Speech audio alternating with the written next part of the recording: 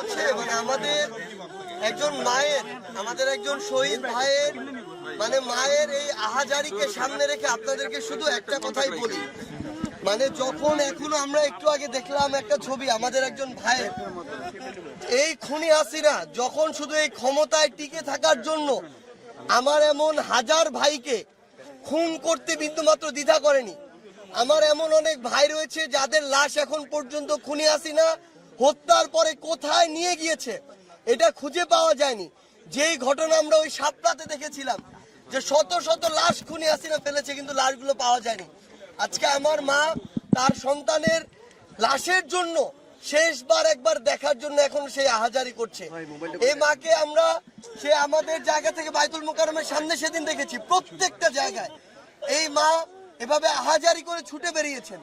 তো সবচেয়ে বড় কথা হচ্ছে আমরা হয়তো আমাদের জায়গায় সর্বোচ্চ চেষ্টা করতে পারি আমাদের ভাইয়ের লাশটা খোঁজার জন্য, কিন্তু এটা বলতে পারি না যে কখনো পাবো কি পাবো না। কিন্তু যেই ভাইয়ের লাশের জন্য আমার একজন মা এভাবে আহাজারি করে, যেই খুনির নির্দেশে আমার এই ভাইগুলোকে হত্যা করা হলো, সেই খুনির বিচার না দেখা পর্যন্ত কিভাবে এই বাংলাদেশে আমরা অন্য কিছু চিন্তা করি? এই খুনি হাসিনাকে বাংলাদেশে নিয়ে আসতে হবে একটা কারণে, খুনি হাসিনা আসবে বিচারের মঞ্চে দাঁড়াবে, এরপরে ফাঁসির মঞ্চে দাঁড়াবে। আমরা যেন যারা এই জুলাই অভ্যুত্থানে রাজপথে ছিলাম, আমাদের যে ভাইরা জীবন দিয়েছে, আমাদের যে মায়েদের চোখ দিয়ে এখনো এই কান্না আসছে, এই চোখের পানি পড়ছে, আমরা যেন মরার আগে অন্তত ওই খুনি হাসিনার বিচারটা দেখে মরতে পারি ইনশাআল্লাহ। আমরা শুধু আপনাদের কাছে একটা অনুরোধই করি, আমরা আমাদের জায়গা থেকে আমাদের মায়েদের পাশে সর্বোচ্চটুকু দিয়ে চেষ্টা করব। আমরা আমাদের এই যে ভাইদের এখানে কিছুদিন আগেই এখানে যত আমাদের ভাইয়ের, আসলে আমরা এটা এই শব্দটা কোনোদিন বলতে পারি না যে এই লাশগুলো বেওয়ারিশ লাশ, কোনোদিনও না। এটা হয়তো আমাদের সীমাবদ্ধতা যে আমাদের ভাইদের পরিচয়টা আমরা এখন বের করতে পারিনি, কিন্তু তাদের প্রত্যেকেরই ওয়ারিশ আছে এই বাংলাদেশে।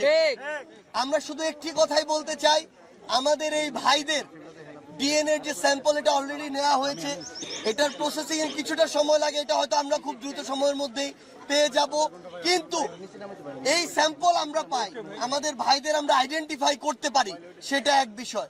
কিন্তু যে খুনি হাসিনা তার দোসর ছাত্রলীগ, যুবলীগ, আওয়ামী লীগের ক্যাডারদেরকে ব্যবহার করে আইন শৃঙ্খলা রক্ষাকারী বাহিনীর তথাকথিত যে সদস্যদেরকে ব্যবহার করে এই নৃশংসতা ঘটিয়েছে, এই হত্যাগুলো ঘটিয়েছে, সেই খুনি হাসিনা এবং তাদের বিচার না হওয়া পর্যন্ত বাংলাদেশের কোনো মানুষ, কোন রাজনৈতিক দল যেন অন্য কোনো বিষয় নিয়ে এই বাংলাদেশে কথা না বলে। আগে খুনি হাসিনার বিচার হতে হবে, আগে খুনগুলোর এই হত্যাগুলোর বিচার হতে হবে, তারপরে বাংলাদেশ অন্য কোনো কিছু চিন্তা করবে। ঠিক সে 7 মাস ধরে তো খুনি হাসিনার বিচার চাচ্ছেন, এখনো তো কোনো ধরনের মানে দৃশ্যমান কোনো পদক্ষেপ আমরা দেখতে পাইনি সরকারের পক্ষ থেকে। আমরা এই সরকারকে আমাদের জায়গা থেকে অনেকবার বলেছি, এই সরকারের 2টা বিভাগের কাজ শুধু কাজের জন্য কাজ না, এটা তাদের রক্তের উপরে দাঁড়িয়ে যে দায়বদ্ধতা নিয়েছে, এই দায়বদ্ধতার জন্য কাজ।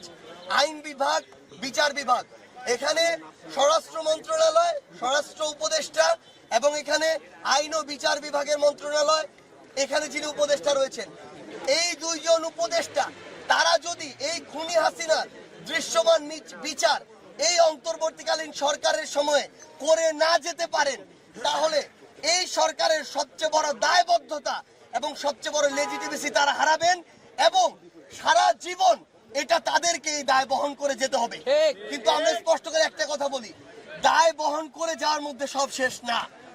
এই বিচার এই অন্তর্বর্তীকালীন সরকারের সময় করতে হবে এবং যে সময়টুকু এই সরকারের আছে, নির্বাচনের আগেই খুনি হাসিনাকে বাংলাদেশে নিয়ে এসে ফাঁসির মঞ্চে নিতে হবে।